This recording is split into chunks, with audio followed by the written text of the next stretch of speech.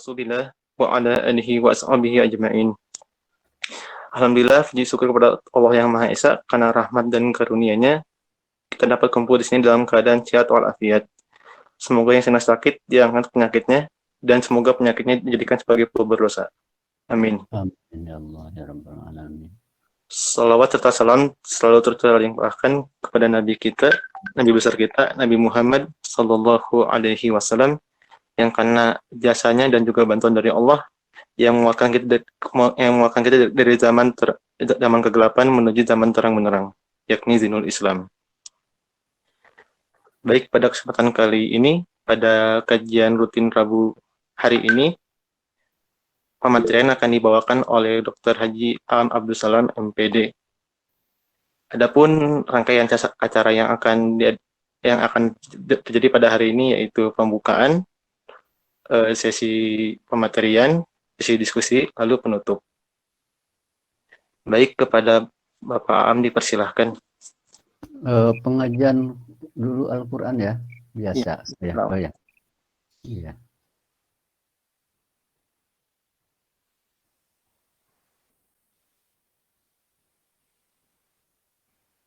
Silakan pengajian dulu siapa?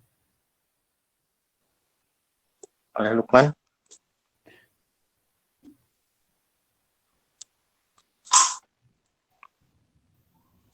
Assalamualaikum warahmatullahi wabarakatuh.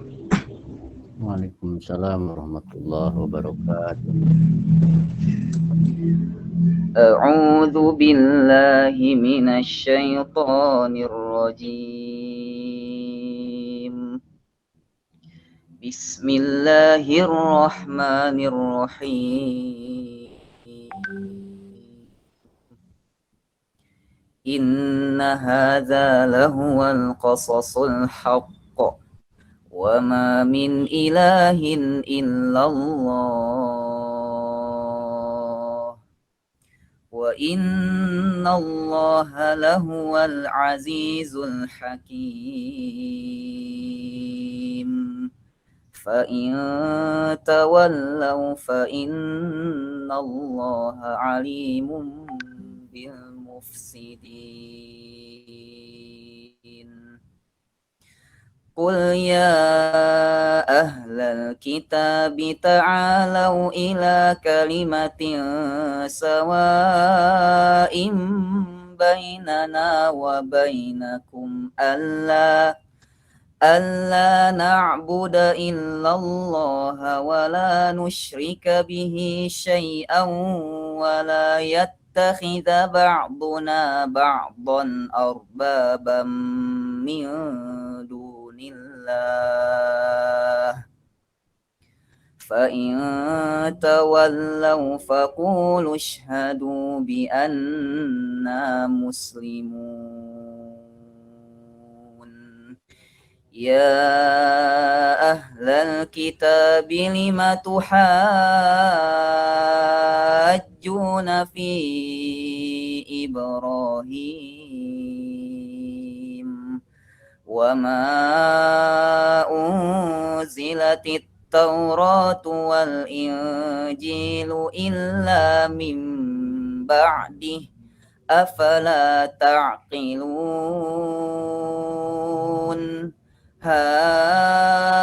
Antum haula'i hajajtum fima lakum bihi 'ilm falima tuhajjuna fima laysa lakum bihi 'ilm wallahu ya'lamu wa antum la ta'lamun. Ma kana Ibrahimu Yahudiyan wala Nasraniyan walakin kana hanifan muslima wa ma kana minal musyrikin. Sadaqallahul azim. Wassalamualaikum warahmatullahi wabarakatuh. Waalaikumsalam warahmatullahi wabarakatuh. Alhamdulillah, pembacaan tilawah sudah selesai. Selanjutnya akan masuk ke sesi pematerian. Untuk itu kepada Bapak Aam dipersilahkan. Assalamualaikum warahmatullahi wabarakatuh. Alhamdulillah alladzi la na'budu illa iyyah ahmaduhu subhanahu wa huwa rabbun la rabba siwah. Assalatu wassalamu ala rasulillah sayyidina Muhammadin wa ala alihi wa ashabihi wa man tabi'ahudah. Saudara-saudaraku, anak-anakku sekalian, mari kita bersyukur pada Allah bahwa dengan rahmat, karunia, dan pertolongannya Allah tetap memberi kesempatan kepada kita, memberi ikatan batin di antara kita untuk berusaha menjemput rahmatnya, menjemput hidayahnya, menjemput pertolongannya. Ini niat kita ya. Sebenarnya tidak sederhana, saudara-saudara, mengorbankan pulsa, mengorbankan waktu. Itu tidak murah ya. Kalau bukan karena rahmat dan karunia Allah, ini terlalu mahal dan terlalu berat. Padahal secara akademik, perkuliahan, dengan kajian ini, saudara-saudara tidak dituntut apa-apa. Sekali lagi, kita harus bersyukur kepada Allah. Mudah-mudahan kajian rutin ini menjadi semacam upaya wirid kita. Wirid itu amal yang dibiasakan, ya, yang dirutinkan, bahkan dilanggengkan, ya. Sekali lagi kita harus luruskan niat. Apa sih yang saudara-saudara harapkan dari kajian ini? Nilai tidak perlu dihubung-hubungkan dengan nilai. Ada yang patut lebih tinggi, yaitu kita sedang berusaha menjemput rahmat Allah, menjemput hidayah Allah, dan menjemput pertolongannya. Dengan niat dan harapan seperti itu, insya Allah Allah bisa memberi lebih dari apa yang kita niatkan, dari apa yang kita harapkan. Anak-anakku sekalian, saudara-saudaraku, ada 3 pertanyaan yang masuk ke Bapak ini, ya. Tidak akan sebutkan siapa ya, karena memang ada yang tidak pakai nama, mungkin karena belum ada di HP Bapak. Satu begini, Pak, bagaimana kita sebagai Muslim merespon isu PKI? Apakah kita harus reaktif atau bagaimana? Wah, gimana ini? Jawab tidak nih oleh saudara kita. Kedua, bagaimana pendapat Bapak mengenai memeras Pancasila menjadi Trisila, bahkan Ekasila? Aduh, berat semua ya. Bagaimana pendapat Bapak mengenai integrasi ilmu dan iman? Apakah ada bimbingan dari Al-Quran? Wah, saudara-saudara, pertanyaan ini bisa menghabiskan waktu ya, tapi Bapak memandang ini perlu dijawab, terutama nomor 1 dan nomor 2 ya.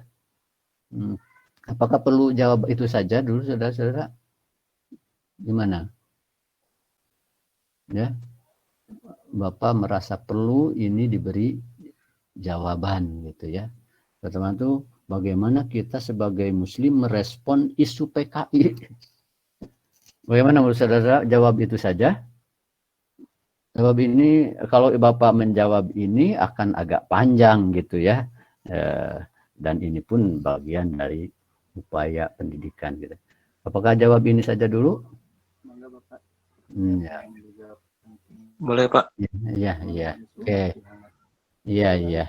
Ya, Bapak juga merasa penting untuk diberi jawaban ya. Supaya kita sebagai muslim merasa membela Islam, malah sebaliknya khawatir itu Bapak tuh ya. Baiklah kalau begitu anak-anakku sekalian, yang pertama dulu ya, bagaimana kita sebagai muslim merespon isu PKB. Apakah kita harus reaktif atau bagaimana katanya ya. Begini anak-anakku sekalian, menurut Bapak, kita sebagai muslim tidak perlu khawatir sehebat apa, sebesar apa pihak-pihak yang akan mengganggu Islam dan muslimnya ya, sebesar apa, sehebat apa pihak-pihak yang memusuhi atau merusak Islam. Tidak perlu khawatir. Yang Bapak paling khawatirkan justru dalam merespon ini justru terjadinya perpecahan di umat Islam. Itu yang paling Bapak khawatirkan. Mengapa tidak terlalu khawatir? Karena ada ayat dalam Al-Quran surat Al-Ma'idah ayat 105.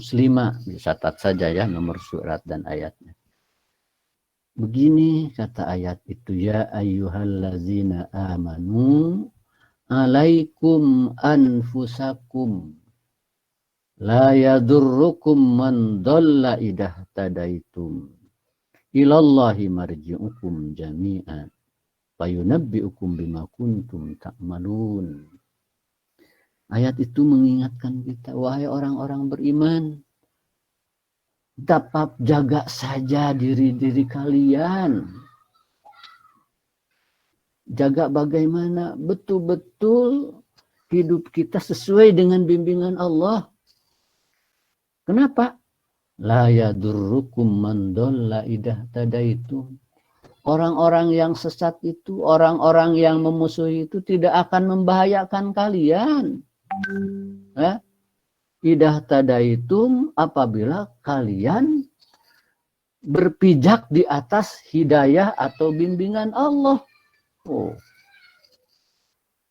Ya. Kalau menurut Bapak begitu, sebesar apa yang akan mengganggu Islam? Sehebat apa kekuatannya? Muslim tidak usah khawatir. Ya, kata Al-Quran tadi. Sebab tidak akan bahaya.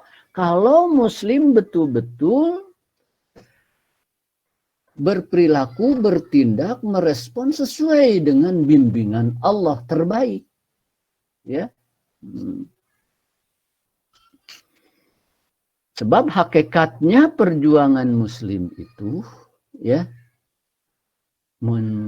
menjemput pertolongan Allah. Kenapa Bapak menekankan persatuan? Wah, untuk konteks Indonesia ini Muslim berapa ya? 87% atau 80% katakanlah. Banyak saudara-saudara. Ya. Tapi kalau pecah belah yang banyak ini bahkan hanya jadi alat pihak-pihak yang tidak atau memusuhi Islam itu untuk dipertentangkan, diadu dombakan. Maka Muslim dengan Muslim ya akan berperang, katakanlah bermusuhan, mereka yang lain malah tepuk tangan. Nah, karena itulah saudara-saudaraku, anak-anakku, Al-Quran menyatakan bahwa persatuan itu betul-betul merupakan prinsip yang besar. Persatuan yang sering disertai dengan larangan perpecahan. Ingat, rasanya kadang rasanya pernah Bapak sampaikan surat Asy-Syura ayat 13 ya, yang begini bunyinya ya. Surat Asy-Syura ayat 13, catat saja itunya supaya kamu bisa menjelaskan kembali. Syara'a lakum minad dini ma wassa bihi Nuha walladzi auhayna ilaik wa ma wassayna bihi Ibrahim wa Musa wa Isa. Allah telah mensyariatkan bagimu dari agama ini ma wassa bihi Nuha, apa yang diamanatkan kepada Nabi Nuh, wallazi auhayna ilaik, dan yang telah kami wahyukan kepadamu Muhammad, dan yang kami amanatkan kepada Ibrahim, Musa, Isa. Apa itu? Kata Al-Quran, an aqimuddina wala tatafarraqu. Tegakkan agama, jalankan agama, dan jangan pecah belah. Oh, coba bayangkan, larangan pecah belah itu ditetapkan oleh Allah, disyariatkan dari sejak nabi-nabi terdahulu, Nabi Nuh, Nabi Ibrahim, Nabi Musa, Nabi Isa. Itu prinsip besar, saudara. Sehingga bisa kita pahami benarnya penegakan atau menjalankan agama itu manakala tanpa perpecahan.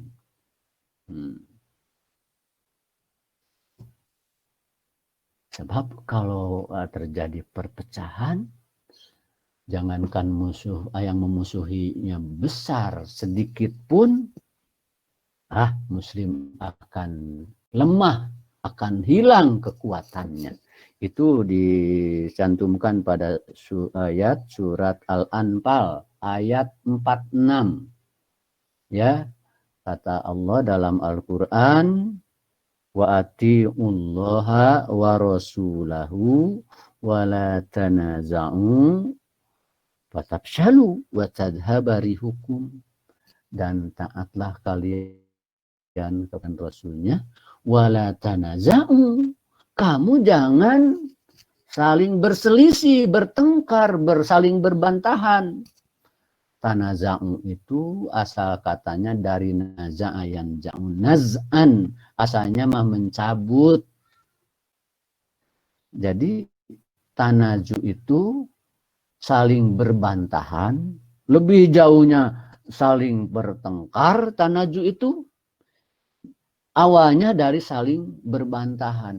Saling berbantahan bagaimana? Jadi kalau dari asal kata naza' mencabut kebenaran yang dinyatakan oleh orang lain, disalahkan supaya menerima kebenaran yang kita sampaikan. Kalau tidak salah itu ada dalam tafsir Al-Wasit. Ayyan ji'ama indal akhar, mencabut yang ada pada orang lain, pikiran orang lain, kebenaran yang dinyatakan oleh orang lain, supaya menerima kebenaran kita. Sebab kalau sudah saling berbantahan, saling menyalahkan, maka akan retaklah kebersamaannya. Fatafshalu, nanti kalian jadi lemah karena itu, karena hatinya sulit untuk bersama-sama secara solid, ya. Wa tadhhaba rihukum, hilanglah kekuatan kamu. Nah, kalau sudah begitu, kekuatan muslim yang banyak itu malah bisa jadi alat untuk pihak-pihak yang tidak senang kepada Islam untuk bahkan meruntuhkan Islam itu sendiri, ya. Jadi menurut kita tidak usah khawatir sebesar itu. Sebab apa? Ya, sebab upaya muslim dalam menegakkan agama, menjalankan agama ini, memenangkan perjuangannya itu hakikatnya hanya menjemput pertolongan Allah, ya.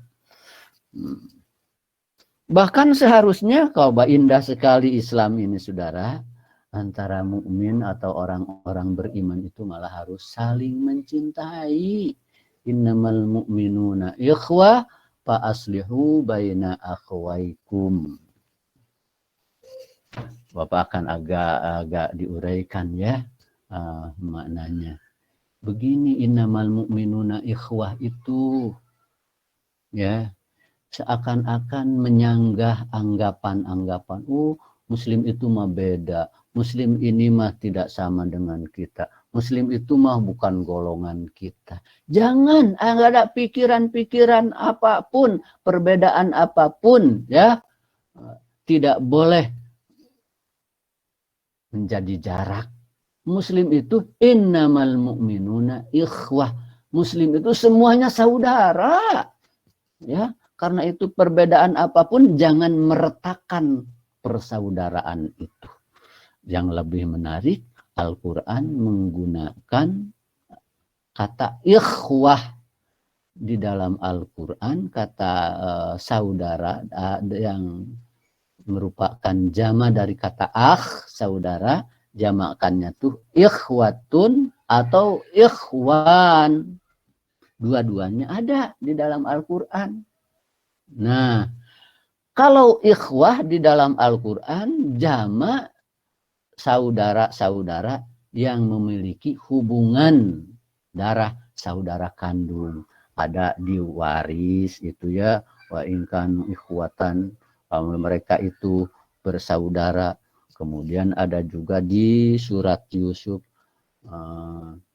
Ja'a ikhwatu Yusuf, datanglah saudara-saudara Yusuf. Artinya ikhwah itu mengungkapkan saudara kandung. Apa maksudnya? Artinya saudara di mana intensitas kasih sayang sangat kuat. Oh, jadi harus saling mencintai. Iya. Bahkan perpecahan sedikit pun harus segera diselesaikan. Maka Pak aslihu baina akhwaikum. Ini juga saudara-saudara menarik. Menariknya begini. Kalau konsistennya dengan ikhwah dari sini, dari sebelumnya ya, maka konsistennya maka baina Pak aslihu baina ikhwatikum. Di antara saudara-saudara kamu. Tapi di sini cuma Pak aslihu baina akhwaikum. Dua saja. Akhwani, akhwain. Dua orang besar. Artinya dua orang saja di antara muslim tidak akur. Harus segera dirapihkan, diislahkan. Itu pesan yang sangat kuat dari Al-Quran, saudara. Ya, maka coba ada hadis yang lebih mungkin saudara-saudara sudah hafal ya, kata Rasulullah Shallallahu Alaihi Wasallam dalam hadis Sahih Muslim ini, walladzi nafsi biyadih, ya, demi Allah, demi yang menguasai diriku, la tadkhulul jannah, kalian tidak akan masuk surga hatta tu'minu, sebelum kalian benar-benar beriman, wala tu'minu, dan tidak benar-benar beriman, hatta tahabbu, sebelum kalian saling mencintai. Wah, luar biasa. Omong kosong, iman, tapi saling membenci, saling nyinyir. Di mana iman buktinya? Bukti iman itu tatkala sudah ada saling mencintai. Oh, ini apa maksudnya? Supaya ada kebersamaan dan persatuan yang solid, ya, tanpa ada perpecahan.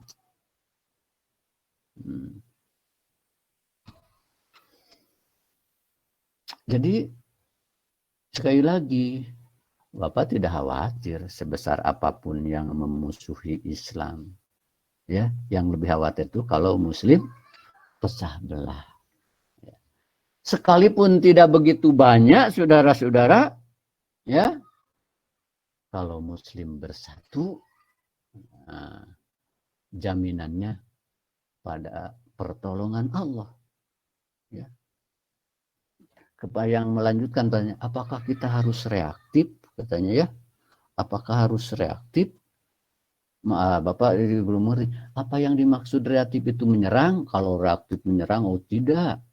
Kalau reaktif itu berusaha menangkal, memperbaiki kita, itu seharusnya. Ya, sebab ada ayat yang begini bunyinya dalam surat Ali Imran ayat 186, saudara.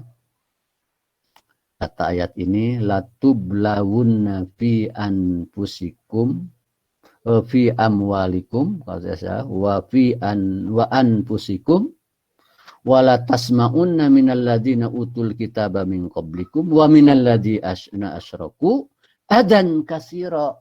Kamu akan diuji sekaitan hartamu. Mungkin ayat nafas atau hak kamu tidak diterima. Wa anfusikum, hasilkan jiwamu terancam bahkan, dan kamu bakal mendengar dari orang-orang ahli kitab sebelummu, juga dari orang musyrik itu akan mendengar, menerima azan kasiro, berbagai gangguan, isu macam-macam, gangguan macam-macam. Nah, bagaimana kalau begitu? Ya, ancaman ada. Bagaimana kalau begitu?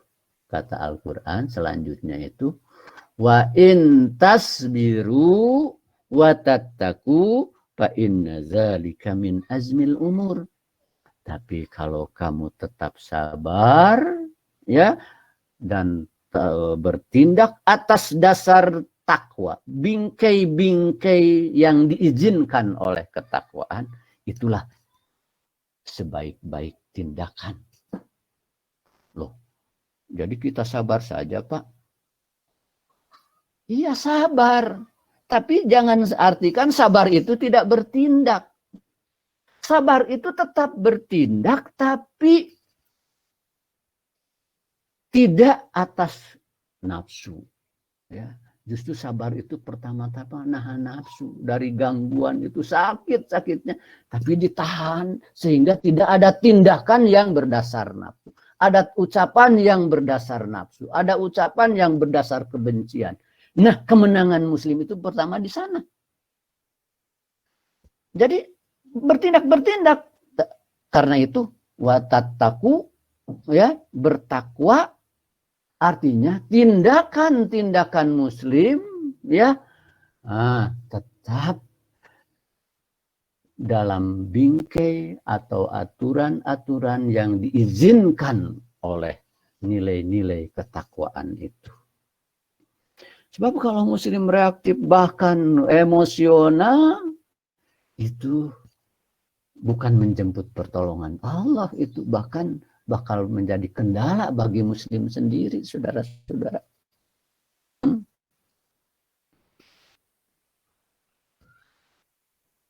Lantas tentu saja dalam konteks sabar. Kalau ada kata begini, kan sabar itu ada batasnya. Apa sih artinya ada batas? Artinya kalau sudah sampai batas itu kita bertindak semaunya saja, emosional, tidak diizinkan begitu. Sabar itu tidak ada batasnya, ya.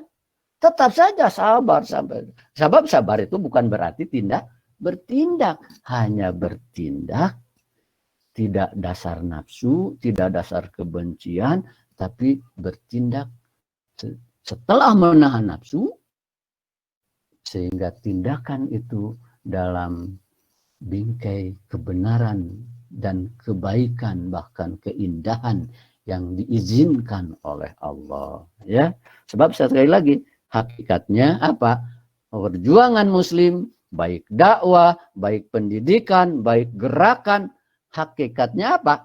Hakikatnya hanya menjemput pertolongan Allah. Bisa menjemput pertolongan Allah dengan cara-cara yang tidak diizinkan oleh Allah? Oh, tidak bisa.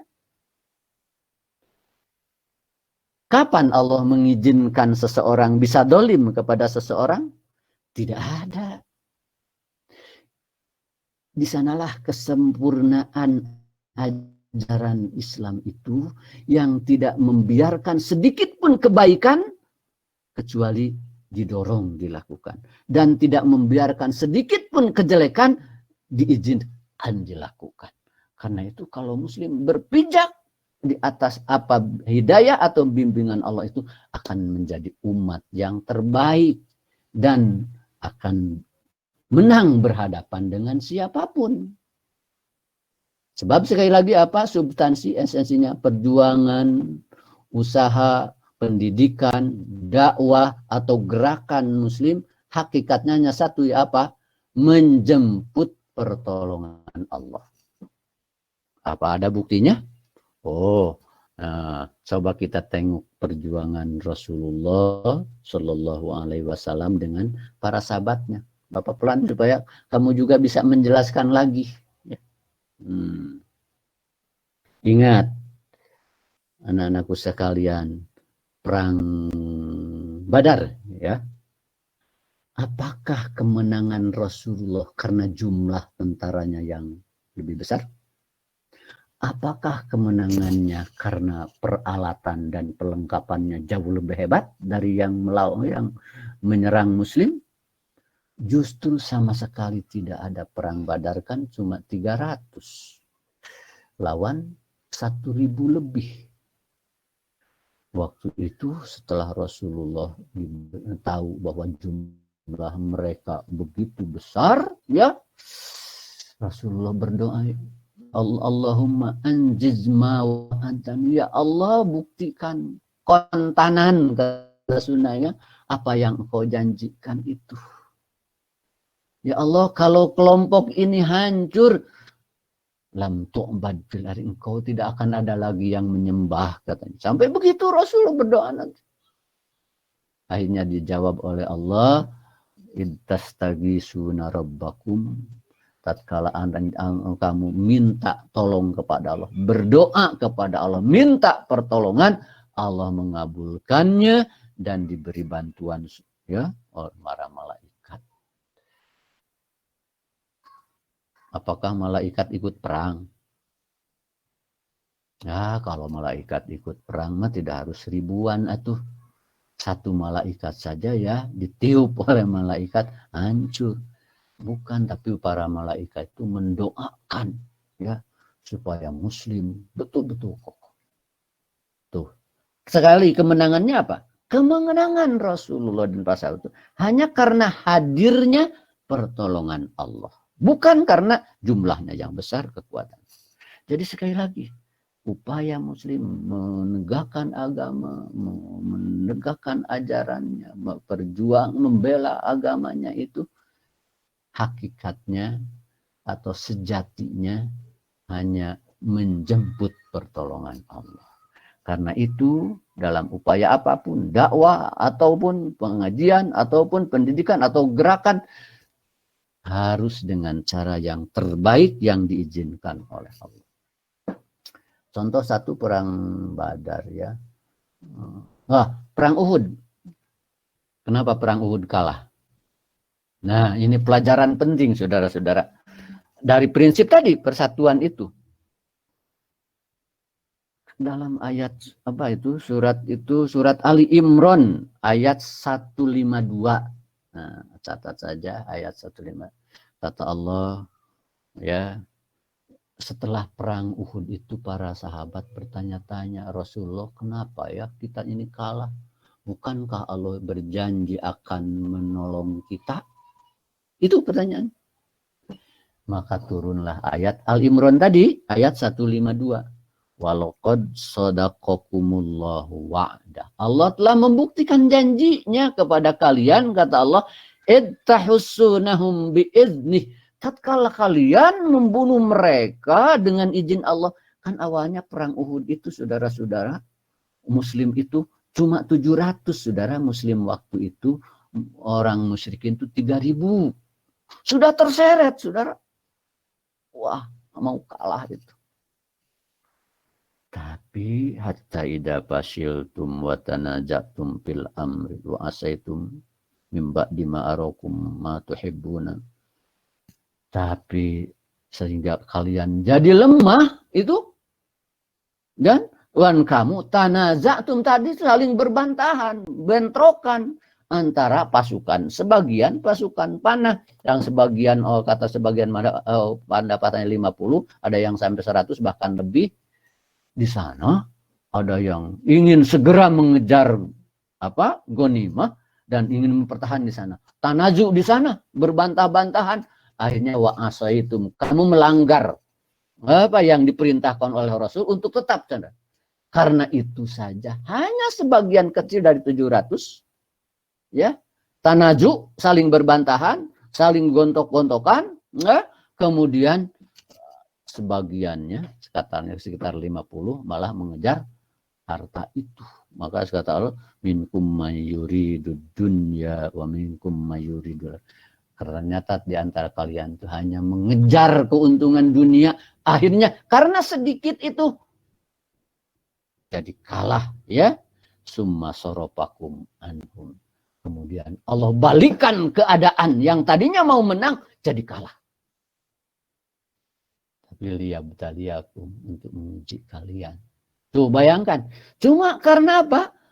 Tanaju dan melanggar apa yang ditetapkan oleh Rasulullah, akhirnya kalah. Yang tadinya mimba dima arokumullahu ma tuhibbun. Setelah Allah perlihatkan apa yang kalian inginkan, yaitu kemenangan di awalnya mau menang. Ini pelajaran penting, ya. Kalau di antara muslim banyak tanaju, saling gontok-gontokan, saling menentukan, hingga kurang bersama-sama, bahkan pecah, wah itu alamat akan terjadi kekalahan buat apapun besar muslim. Karena itu sekali lagi, saya tidak khawatir banyaknya yang akan menghancurkan Islam, tidak khawatir. Tapi lebih khawatir kalau muslim malah pecah. Gitu ya. Atau juga kalau muslim malah bangga oleh kekuatannya diri sendiri. Ingat, biarlah satu saja dulu ya. Karena ini Papa ingin selesai ya, supaya jadi pedoman bagi kita dalam respon hal-hal itu ya. Coba waktu perang Hunain, saudara-saudara. Waktu perang Hunain itu muslim itu sudah 10.000 lebih, bahkan dari sudah 13.000. Tapi jadi kocar kacir itu awalnya itu. Nanti Anda bisa lihat pada surat At-Taubah ayat 25. Kata Allah, laqad nasarukum fi mawatin katsirah. Allah telah membantu kalian, memberikan pertolongan di berbagai tempat. Wa yauma Hunain, Hunain juga Allah akhirnya menolong, tapi setelah kocar kacir dulu, ya jabatkum kasrotukum, kalian tatkala bangga dengan banyaknya jumlah tentara kalian waktu itu, sehingga ada sahabat yang mengatakan, lan nuglab min killah, kata mereka. Kita tidak akan kalah lagi karena sedikitnya tentara. Bangga muslim dengan jumlah saja, ya. Apa akhirnya? Akhirnya falam tugni ankum syai'a. Jumlah yang banyak itu sama sekali tidak bantu mereka, kamu sekalian. Wa daqat alaikumul ardu bima rahabat. Bahkan hati mereka menjadi sempit. Karena merasa sombong itu. Summa wallaitu mudbirin. Akhirnya kocar kacir muslim yang 10.000 itu. Karena gara-gara merasa hebat, merasa kuat. Coba bayangkan.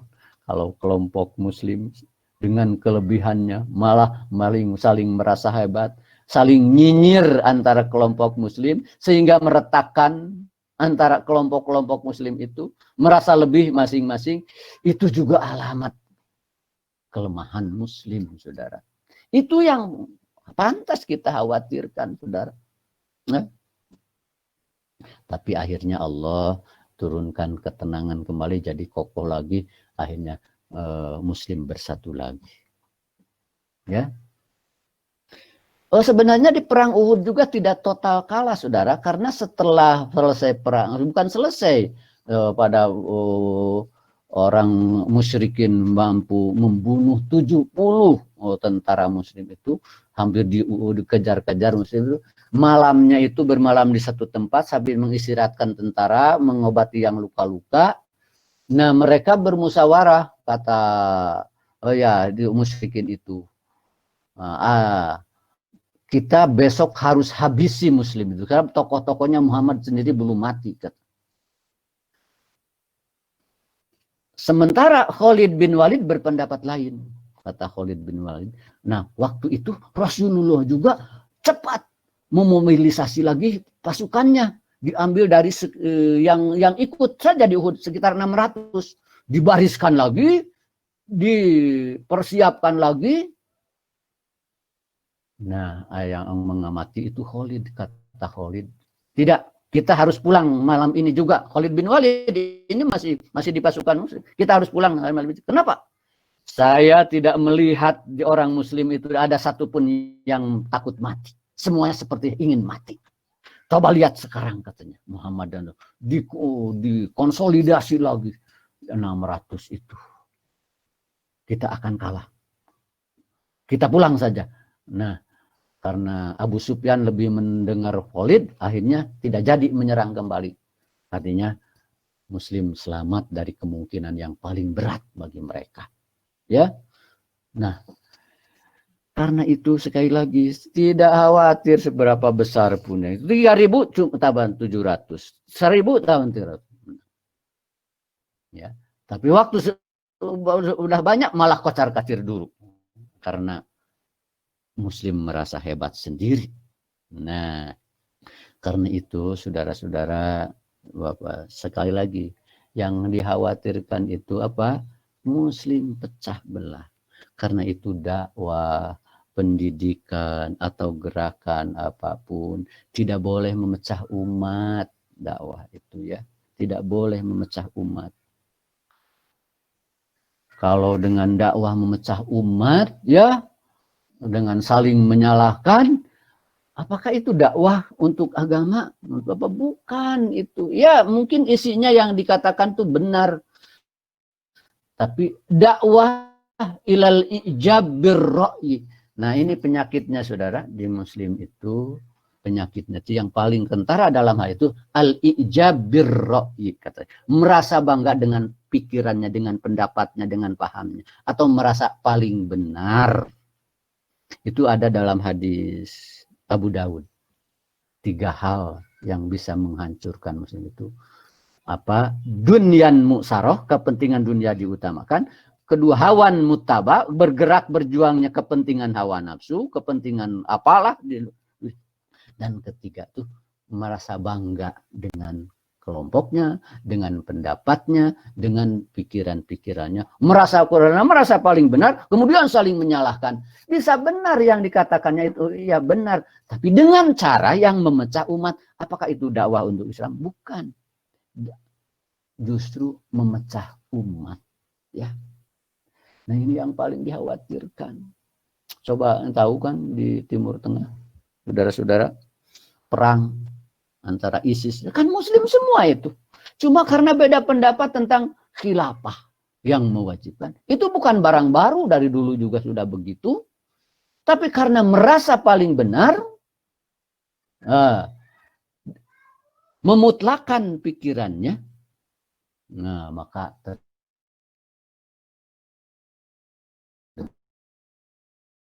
jadilah pertentangan yang keras. Bisa kita di pemahaman merasa paling benar, memutlakan pikiran. Kalau selama itu beda penafsiran. Tapi ini di kalangan ahli, bukan di kalangan semacam kita. Yang beda pendapat, beda penafsiran itu ahli, beda. Menurut ini begini. Itu tidak mungkin dimutlakan bahwa pikiran saya paling benar. Tidak. Ya, tidak bisa dimutlakan. Karena itu harus ada kesediaan saling mendengarkan. Harus ada kesediaan untuk saling mendengarkan. Jadi penyakitnya itu antara lain. Kalau sudah merasa paling benar, paling baik, paling kuat, paling banyak, biasa kadang-kadang nyinyir pada yang beda itu. Bahkan ada bugdoh, kurang senang. Karena bugdoh, benci, maka ungkapan-ungkapan pun terasa kebenciannya. Itu memecah itu. Ya. Atau ada gil itu unek-unek kalau bahasa Jawa, ya mak kurang senang.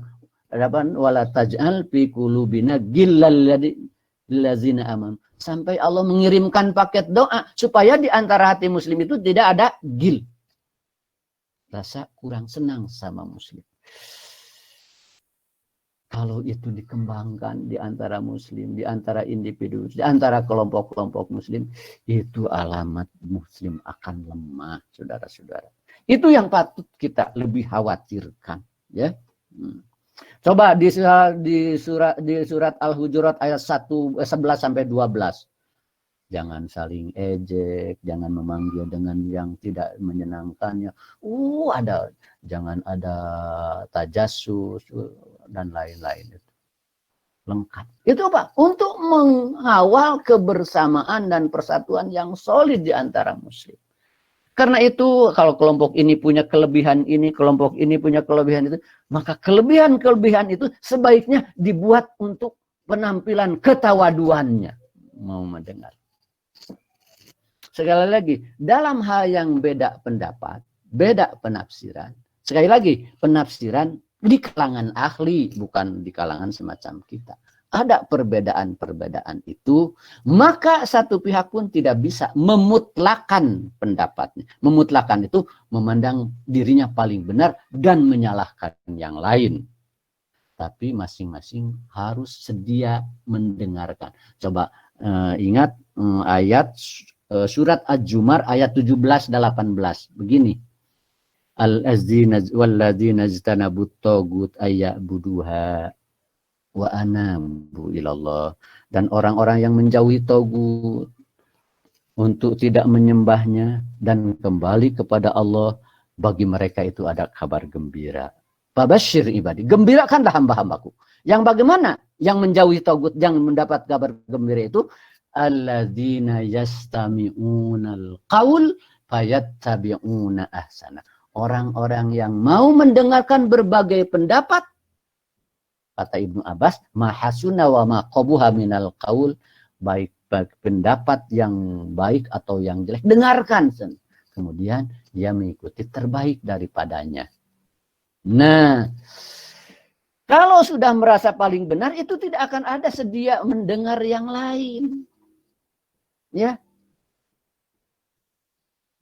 Maka perbedaan itu harus jadi jalan untuk saling mendengarkan. Perbedaan itu kekayaan. Ya. Kalau begitu, insya Allah perbedaan itu betul-betul jadi kekayaan. Ya. Tidak membuat perpecahan. Yang selama ini kita karena memutlakan pendapat, al-i'jab bir-ra'yi, kata hadis itu, sehingga kata Sayyidina Umar itu mengatakan, akhwafu ma akhafu alaikum, yang paling saya khawatirkan terjadi pada kalian itu al-i'jab bir-ra'yi. Itu bangga dengan pikiran, dengan pendapat, dengan pemahaman. Karena merasa bangga, maka dengan mudah menyalahkan. Untuk anak-anakku, jurusan IPA itu harus betul-betul menjaga hal itu ya. Boleh beda itu boleh, tapi harus sedia saling mendengarkan ya. Nah, sebab itulah hamba-hamba Allah yang mendapat kabar gembira dari Allah ya. Nah, apa masalahnya? Karena sekali lagi kita ini dengan perjuangan kita, dengan dakwah kita, dengan pendidikan kita, dengan gerakan kita hanya menjemput pertolongan Allah. Menjemput pertolongan Allah hanya sah dan benar ya apabila dilakukan dengan cara-cara terbaik yang Allah izinkan. Jangankan sesama muslim saling celak dengan kepada orang yang tidak beriman juga dilarang, kata Al-Quran. Wala tasubul ladzina yad'una min duni. Kamu jangan mencela orang-orang yang menyembah selain Allah. Tuh, ya, indah saudara Islam ini. Ya. Jadi terus terang, yang patut kita khawatirkan itu justru kalau muslim bersatu, berapa besar sih yang akan mengganggu dan merusak? Tidak harus khawatir. Jadi Bapak baru menjawab nomor 1, saudara. Ya, mohon maaf ini karena ingin agak lebih jelas supaya menjadi sikap saudara. Juga tolong sosahkan saudara juga ceramahkan. Tapi tidak berarti bahwa Bapak paling benar ini juga.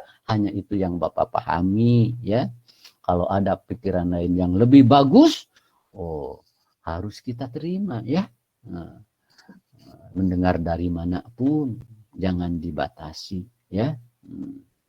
Jadi mengenai yang nomor 2 dan nomor 3 mungkin ini juga mungkin sama panjangnya, tapi bisa tidak terlalu panjang, tidak terlalu lama itu. Oh, waktunya habis anu saudara-saudara. Tapi nggak apa-apa, masih ada sisa beberapa menit, silahkan. Bapak sengaja ini supaya menjadi sikap kita ya.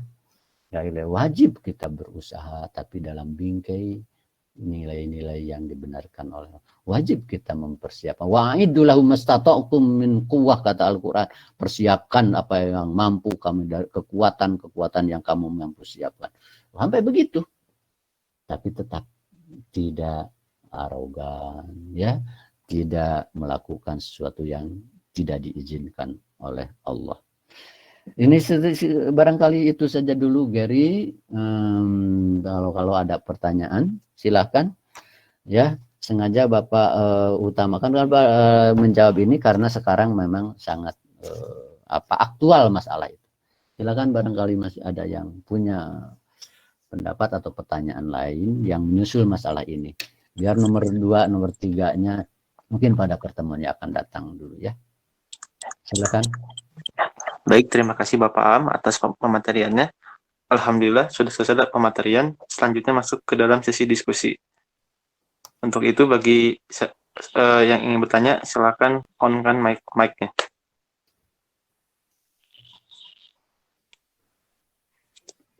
Ada yang ingin bertanya?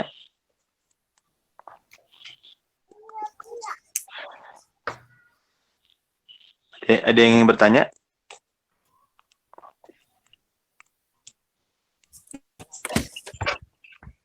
Boleh saya? Boleh, Kang Ade, persilakan. Ya, Dek, silakan, Dek.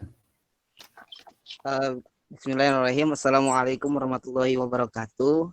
Waalaikumsalam. Terima kasih kepada moderator dan Pak Kiai yang telah memberikan kesempatan kepada saya. Mungkin pertanyaannya Pak Kiai gak sesuai dengan yang barusan dibahas berkenaan dengan PKI. Ya, nggak apa-apa ya. Namun ini pertanyaannya bersangkutan juga dengan nilai-nilai yang ada di Islam atau nilai-nilai religiusnya gitu, Pak Kiai. Iya. Nah, bagaimana sih Pak Kiai bagaimana cara menginternalisasi nilai-nilai Islam atau nilai-nilai religius agar nilai-nilai ini itu tidak hanya menjadi sebuah pengetahuan saja, tapi nilai-nilai religius atau nilai-nilai Islam ini menjadi sebuah keyakinan yang akan ditanamkan sehari-hari. Karena kita juga mengetahui bahwa nilai-nilai religius atau nilai-nilai Islam itu ada pada nilai kepada Tuhan, nilai kepada diri sendiri, sesama, dan juga kepada lingkungan. Nah, bagaimana sih Pak Kiai cara menginternalisasinya supaya tidak hanya menjadi pengetahuan, tapi juga menjadi sebuah keyakinan? Terima kasih Pak Kiai. Iya. Alhamdulillah, bagus sekali pertanyaannya. Ada Kasep, ada Nasep ini. Ada Nasib Pak Kiai. Ada Nasep ya. Kasep juga kan, iya. Ya Pak Kiai. Iya. Betul. Memang kita belajar apapun, mendengar apapun tentang Islam, ya, harus mengendap jadi pribadi, perilaku, ya. Karena itu bagaimana caranya? Pertama, kita harus pasang niat, ya, seperti tadi. Mau apa kita mendengarkan ini? Mau apa kita belajar ini? Kalau niatnya saja sudah supaya saya bisa hebat bicara tentang itu, sudah, hanya jadi pengetahuan saja, tidak akan mengendap jadi perilaku, ya. Nah, niat harus lurus. Kedua, cara memperolehnya, cara mendengarkannya itu pun harus dengan cara-cara. Pertama ada takdim kepada nilai-nilai Islam itu sendiri, ya. Merasa bahwa itu nilai-nilai yang agung dari Allah. Ya, ada takdim. Kalau ada takdim, menempatkan diri kita untuk mengagungkan nilai itu, ya kita implementasikan. Ya. Nah, setelah ada takdim bahwa nilai inilah terbaik yang harus kita laksanakan, nilai inilah yang akan menyelamatkan kita. Ya. Takdim itu juga harus memunculkan keyakinan yang kuat, ya, bahwa nilai itulah yang akan menjamin kebaikan bagi manusia, kebaikan bagi seluruhnya. Nah, dengan ada keyakinan itu, maka kita harus menata lingkungan. Menata lingkungan di rumah.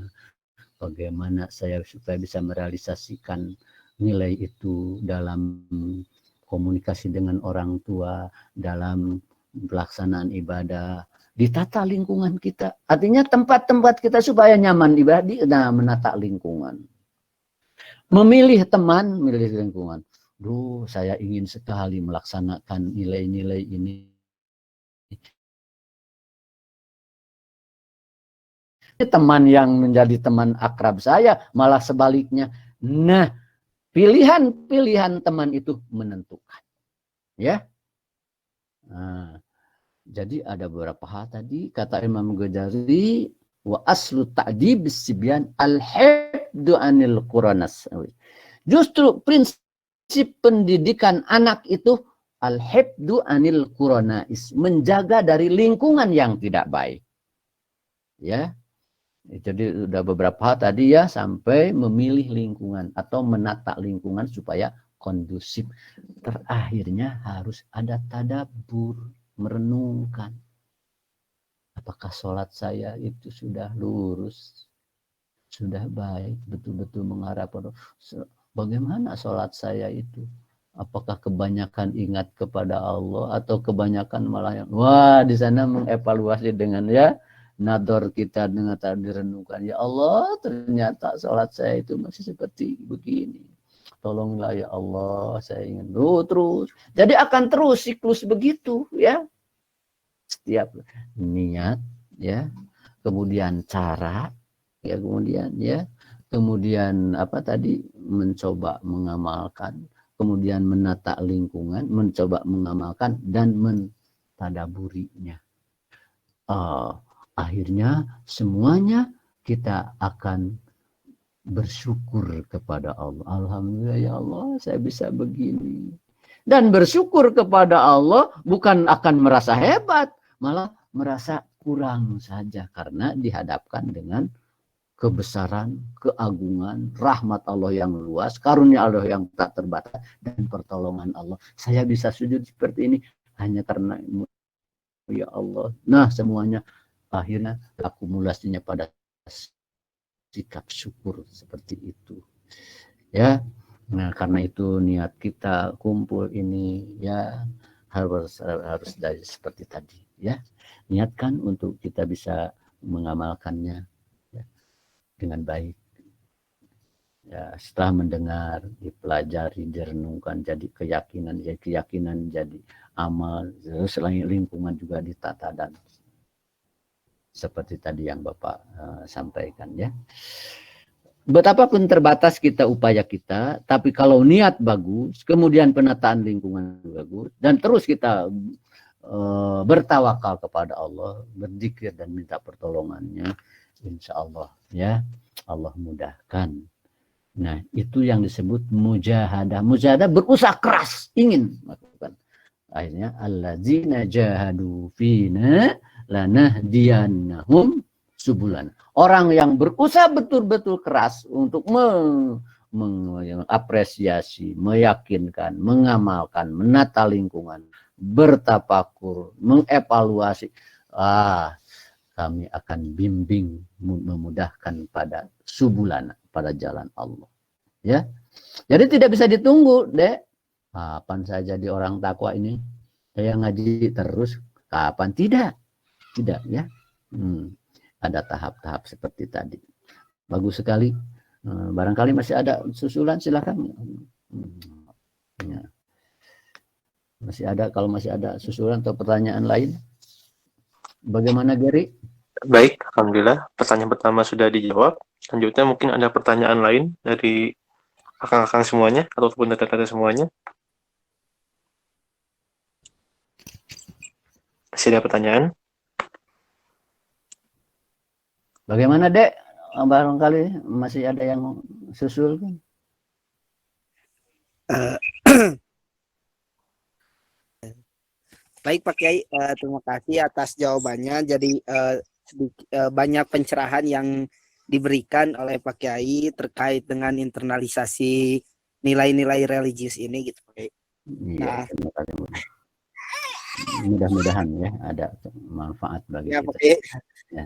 Jadi memang kita selaku umat Islam gitu harus diniatkan terlebih dahulu tadi di cara menatanya dan mengimplementasikannya, juga mentadaburinya agar menjadi sebuah keyakinan yang bisa diterapkan pada kehidupan sehari-hari. Mungkin itu yang bisa saya tangkap, Pak Kiai. Terima kasih Betul. atas Iya. pencerahannya dan terima kasih atas ilmunya juga, Pak Kiai. Amin ya Allah. Terima kasih ya. Bagaimana Geri, masih ada atau tidak ada, atau kita akhiri saja? Ada pertanyaan? Saya hitung sampai 10 ya. 1, 2, 3, 4, 5, 6, 7, 8, 9, 10. Cukup. Mungkin cukup Pak pertanyaannya Pak dan sesi diskusi Pak. Iya, baik kalau gitu. Mari kita berdoa bersama-sama saudara-saudara. Bagi Bapak sampai 40 lebih 54 tadi yang masuk, ini luar biasa ya. Ini adalah karunia Allah, rahmat Allah kepada kita ya. Kalau saja dari 40 ini betul-betul mendapat hidayah Allah, akan menjadi kekuatan yang luar biasa. Mohonlah hidayah dan pertolongan Allah.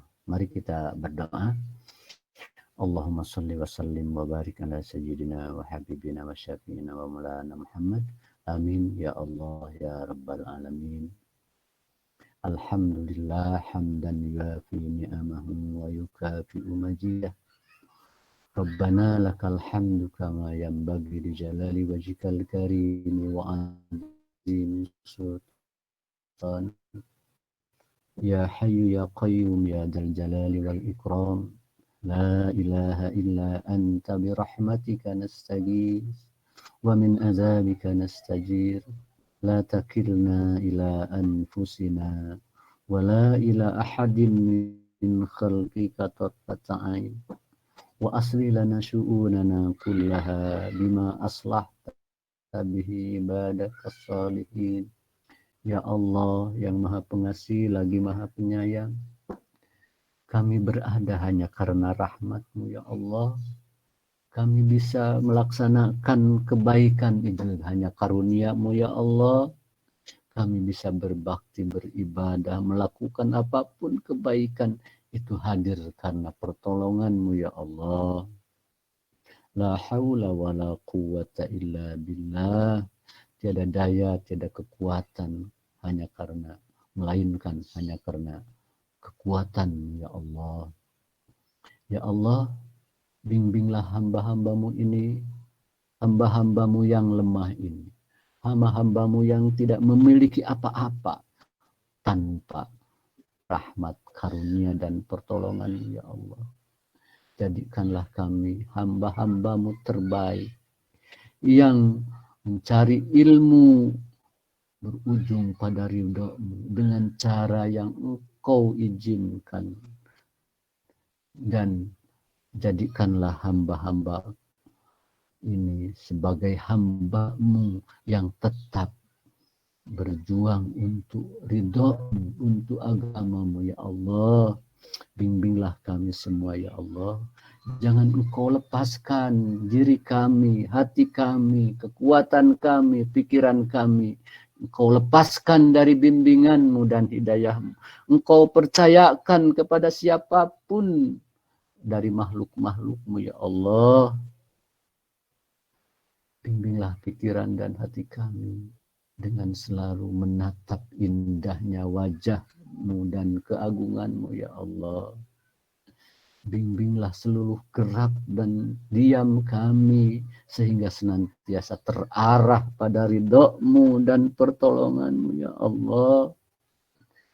Janganlah kami dan umat Islam Indonesia ini dibiarkan pecah belah ya Allah. persatukanlah semua ini dalam ridho-Mu, dalam cara-cara yang Engkau izinkan. Jangan dibiarkan sedikit pun perpecahan, pertentangan, perbedaan memecah di antara kami, ya Allah. Berikanlah kepada kami kekuatan untuk tetap berjalan dan berpijak di atas bimbingan dan hidayah-Mu, ya Allah.